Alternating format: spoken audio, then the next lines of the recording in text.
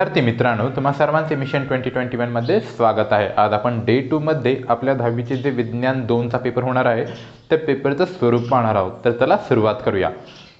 तर आपल्याला 2 तास असतील म्हणजे 120 मिनिटे आणि ह्या 120 मिनिटांमध्ये आपल्याला 40 मार्काचा प्रश्नपत्रिका सोडवायची आहे। तर ह्या प्रश्नपत्रिकेचं स्वरूप कशा प्रकारचं असेल तर आपल्याला प्रश्न क्रमांक 1 आपल्याला 5 प्रश्न असतील आणि प्रत्येक प्रश्न 1 मार्कासाठी म्हणजे एक प्रश्न 1 मार्कासाठी आपल्याला असेल। असे आपल्याला 5 प्रश्न सोडवायचे असेल। तर हे बहुपर्यायी असतील म्हणजे MCQ टाइप। आपल्याला प्रश्न दिलेला असेल आणि त्या प्रश्नासाठी आपल्याला 4 ऑप्शन असतील आणि त्या 4 ऑप्शनमधील आपल्याला बरोबर ऑप्शन सिलेक्ट करायचा असेल। आपल्याला 5 मार्कासाठी हा प्रश्न असेल। त्यानंतर प्रश्न क्रमांक 1 ब ओके फर्स्ट बी, त्यामध्ये आपल्याला अगेन 5 प्रश्न असतील आणि प्रत्येक प्रश्न 1 मार्कासाठी म्हणजे एक प्रश्न 1 मार्कासाठी असे टोटल 5 प्रश्न असतील। 5 गुण आपल्याला ते देतील। तर त्यातील प्रश्नांचं स्वरूप कशा प्रकारचं असेल तर वेगळा घटक ओळखा मीन्स फाइंड ऑड वन। आपल्याला ऑप्शन आपल्याला सिरियलमध्ये वर्ड्स दिलेले असतील आणि त्या वर्ड्समधील जो वेगळा वर्ड असेल ज्याचा सहसंबंध लागत नसेल एकमेकांशी अशा प्रकारचा शब्द आपल्याला ओळखायचा असेल।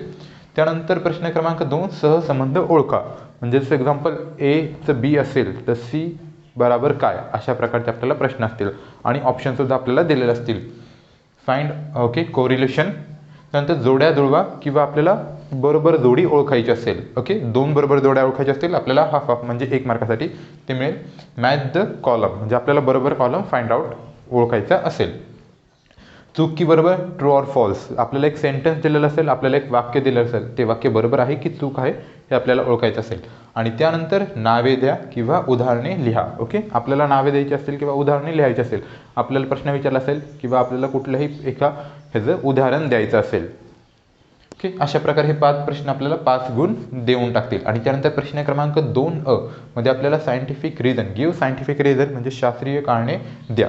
तर हे शास्त्रीय कारणे द्यामध्ये आपल्याला 3 शास्त्रीय कारणे द्यायची 3 प्रश्न असतील त्या 3 पैकी आपल्याला कोणतेही 2 आपण लिहू शकतो आणि 2-2 प्रत्येक प्रश्न आपल्याला 2 मार्क म्हणजे 4 मार्क देऊन जाईल। तर ह्यातील प्रश्नांचं कोणत्या प्रकारचे असतील तर हे प्रश्न आपल्याला बायोलॉजी बेसवर असतील म्हणजे जीवशास्त्र किंवा EVS म्हणजे पर्यावरणशास्त्राशी रिलेटेड हे प्रश्न असतील। आणि त्यानंतर आपण पाहणार आहोत प्रश्न क्रमांक 2 ब ओके प्रश्न क्रमांक 2 ब मध्ये आपल्याला अगेन 5 प्रश्न असतील त्यातील आपल्याला कोणतेही 3 सोडवायचे 2 गुणासाठी प्रत्येक प्रश्न असेल म्हणजे बेत्रिक 6 आपल्याला 6 मार्क येथे मिळतील।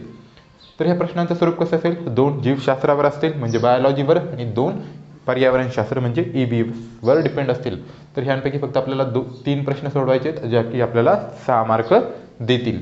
त्यानंतर प्रश्न क्रमांक 3 ओके प्रश्न क्रमांक 3 गुण 8 प्रश्न आपल्याकडे 8 प्रश्न असतील ओके क्लिअर आपल्याकडे 8 प्रश्न असतील आणि त्या 8 प्रश्नामधील कोणतेही 5 प्रश्न 5 त्रिक 15 म्हणजे हा प्रश्न क्रमांक 3 आपल्याला 15 मार्क देऊन टाकेल। आपल्याला 15 मार्क आपल्या हातचे आपल्याला मिळतील।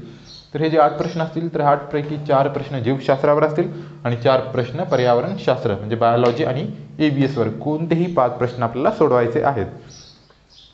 त्यानंतर प्रश्न क्रमांक 4 5 गुण 2 प्रश्न कोणताही एक लिहायचा आहे। आपल्याला प्रश्न क्रमांक 4 मध्ये आपल्याला 2 प्रश्न दिलेले असतील त्यातला कोणताही एक सोडवायचा आपल्याला 5 मार्क देऊन जाईल ओके आपल्याला 5 गुण अशा प्रकारे। आणि हा प्रश्न क्रमांक 4 मधला अगेन जीवशास्त्र व पर्यावरणशास्त्र या घटकांवर अवलंबून असलेला प्रश्न मिळेल आणि असे आपल्याला 5 आणि टोटल जर आपण पाहिलं 5 10 ओके 10 14 20